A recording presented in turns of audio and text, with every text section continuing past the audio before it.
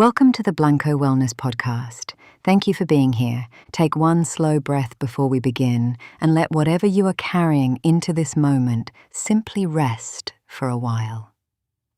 You do not need to solve anything right now. There are people who left our lives years ago and somehow still occupy space in our minds today. The relationship ended. The conversation finished. The chapter closed. And yet something remains, a memory that surfaces in quiet moments, a question that never quite received its answer, a version of the future that was imagined in such detail that its absence feels like a presence. We tell ourselves we have moved on, and in many ways we have. But then, late at night, or while driving somewhere familiar, or in the particular silence that follows a long day, the mind quietly returns. Back to the same person, back to the same moment, back to the same feeling with the same weight it carried the first time. Why does this happen? Why is it so difficult to release certain people, certain memories, certain versions of our own lives?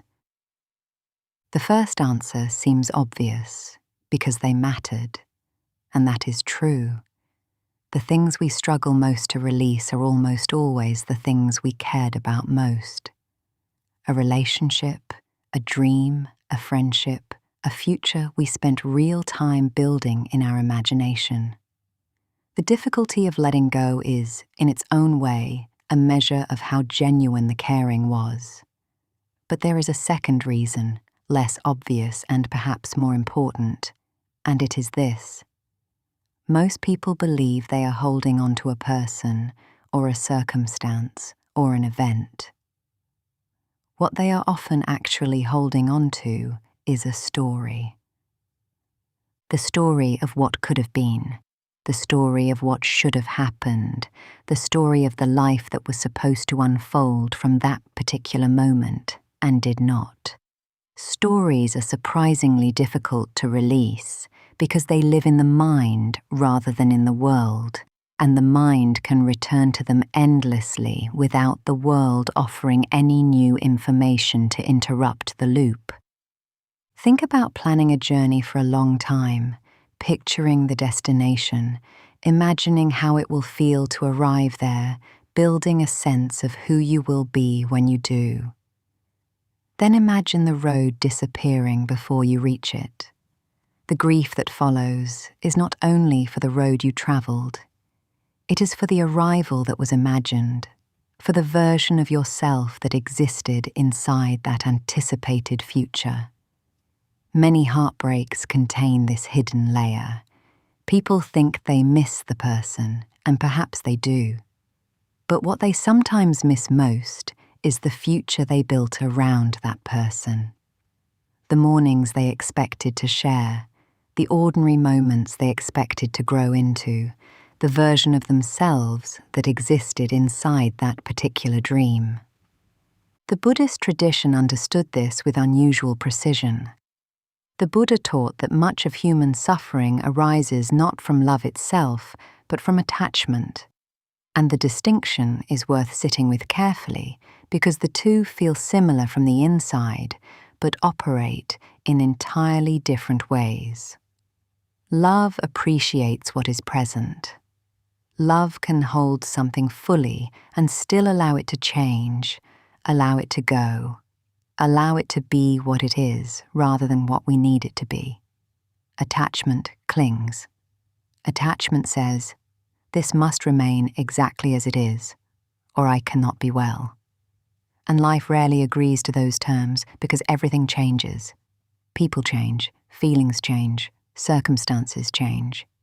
And the part of us that insists otherwise finds itself in sustained conflict with the nature of things. This is not a weakness. It is one of the most human experiences there is. There is a story from the Buddhist tradition that has travelled through centuries because it catches this pattern so precisely. Two monks were walking together and came to a river crossing where a woman stood unable to pass safely.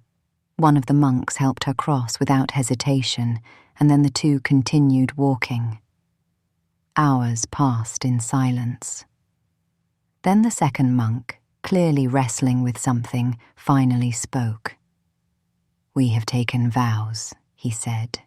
"We are not supposed to have that kind of contact with women. Why did you do that?" The first monk looked at him. "I set her down hours ago," he said quietly. "Why are you still carrying her?" That question has stayed with people for centuries because it points to something we do every day, mostly without noticing. The event ends and the carrying continues, not because we consciously choose it, but because the mind believes, on some level, that if it keeps returning to the situation, keeps turning it over one more time, keeps replaying the conversation with slight variations, it will eventually find the thing that produces peace. The answer is in there somewhere, the mind insists, and it keeps looking. What tends to happen instead is that the replaying itself becomes the suffering, and the carried story grows heavier than the original event ever was. There is also a misunderstanding about what letting go actually means that is worth addressing directly. Many people resist it because they believe it means forgetting, that releasing something is the same as erasing it or pretending it never mattered. It is not. The memory may remain. The love may remain. The lessons earned may remain. What releases is the fight with what has already happened, the exhausting, continuous negotiation with a past that cannot be renegotiated, the waiting for a closure that another person may never provide, the demand for a different outcome from something that has already concluded. The Taoists arrived at something similar through a different path.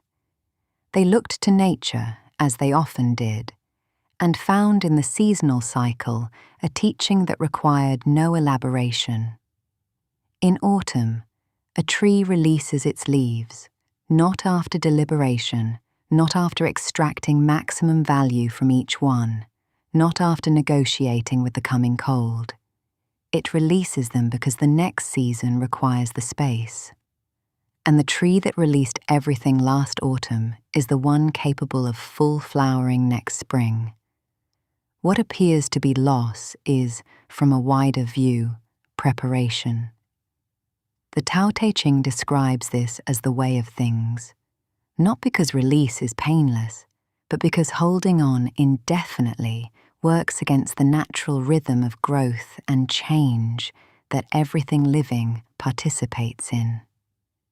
Here is a question worth sitting with, not to answer immediately, but to carry with you into the rest of your day.